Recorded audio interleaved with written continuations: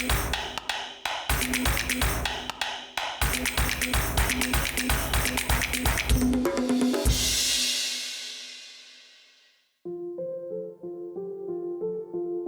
l-lingwa tidħol fi dialogu ma' arti oħra, il-kliem jikseb dimensjonijiet ġodda.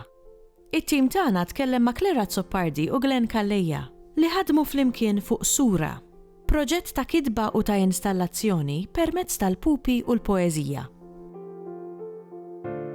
Sura huwa proġett ta' pupi maħduma bl-idejn, pupi kontemporani, artistiċi maħduma bl-idejn. Huma figurini żgħar, strambi, figurini li b'xi mod jew ieħor fihom tara eku ta' pupi primittivi u tara wkoll pupi jew figurini xi ftit jew naif. Sura huwa proġett interdisciplinarju, jiġifieri fih laqgħa disciplini ta' arti differenti. Beda mill-pupi, mill-għamla tal-pupi fis-sura tal-bniedem, għalhekk sura.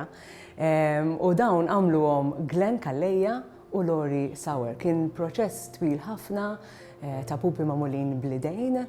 Fil-fatt kien anke proġett li qabel sura kien jismu Kien. U mbagħad f'ħin minnhom jew f'mument minnhom tħalt jiena bħala l-kittieba ktibt l-istejjer jew il-poeżiji imnebħin minn daw il-pupi. Kien hemm madwar 30 pupa ta' Glenn Calleja u 30 oħra ta' Lori Sauer, uħud minnhom ħadthom fi gruppi, uħud oħra ħadthom f'pari jew weħedhom. Waqt li konna qed noħolqu l-pupi, kull pupa ġib magħha sensiela ta' impressjonijiet, sensiela ta' assoċjazzjonijiet, sensiela ta' stejjer. U hemmhekk ittieħdu l-ewwel noti għal pupi. Ġifieri l-identità ta' pupa partikolari kienet xi ftit jewwis minn dawn l-assoċjazzjonijiet li toħloqi. Eventwalment fil-proġett ġiet ingaġġata Klera Zoppardi li kitbet stejjer oriġinali marbuta jew imnebħa mill-pupi li konna ħloqna u bil-mod il-mod beda dialogu ieħor. U allura dawk il-pupi li qabel kienu biex ngħidu hekk f'univers għalihom, issa f'daqqa waħda is-set kollu ta' pupi, is-set ta' pupi li ħloqt jiena, is-set ta' pupi li ħolqot Lori Sauer, daħlu fl-univers ta' Claire, fl-univers letterarju li tagħthom Claire. U għalija kien proġett totalment differenti għaliex is-soltu tikteb romanz u tiktbu waħdek, jew tikteb storja tfal u tiktibha waħdek. Imma meta inti għandek grupp ta' pupi, għandek l-arti viżiva li qiegħda quddiemek u li trid b'xi mod tikkomunika magħha, b'xi mod il-kitba ħarġet differenti. Fil-fatt anke ktibt jiġifieri ħassejtni xi kultant qed nitkellem mal-pupi, ħassejt li xi kultant huma qed ikellmu lili u xi kultant qed niddeskrivi lill-pupi. Daw il-pupi ħafna minnhom kienu nisa, uħud oħra kienu jinnaf ħuti, per eżempju, jew it-tfal.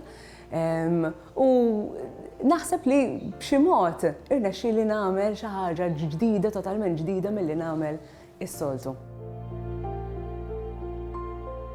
Il-ktieb huwa magħmul minn sensiela ta' ritratti meħudin minn ġola Kassar u stejjer u poeżiji, jiġifieri ħdej kull ritratt hemm storja jew poeżija. U l-ktieb ukoll huwa bilingwi. Jiġifieri hemm nofsu li huwa bil-Malti dik hija l-kitba oriġinali tiegħi u nofs ieħor li hija traduzzjoni ta' Albert Gatt ta' dawn l-istess stejjer u poeżiji. Tridni ninża l-istrixxi twal tax-xitwa. Kont għedtlek xi xitwa tilu ħafna meta kont għadni tfal li ma nibżax mid-dlam li jidħol f'sotti bil-lejl u qed taraħ issa ġismi mberfel imqabda madjuli hemm is-snin jerdaw minn wiċċi klarett meħjuta mal-periferiji ta' ġismi rukkell fuq. Tajt sejbeżek. Tiftakru l-pupu li konna għamilna mill-irkiekel tal-injam meta kont għadni tfal. Imbagħad meta rajtni nanqu nkellmu sanki sibtlu isem ħtaftu li minn idi fekkiklu ġismu kollu qed li qatt ma ħfirtlek ta' dik id-darba li libbistni l-vistu u ħallejtni bih. Issa l-xejn ġejt iżżurni, m'għandix intik iżjed, li floqgħod lewn lera u l-istrixxi twal tax-xitwa.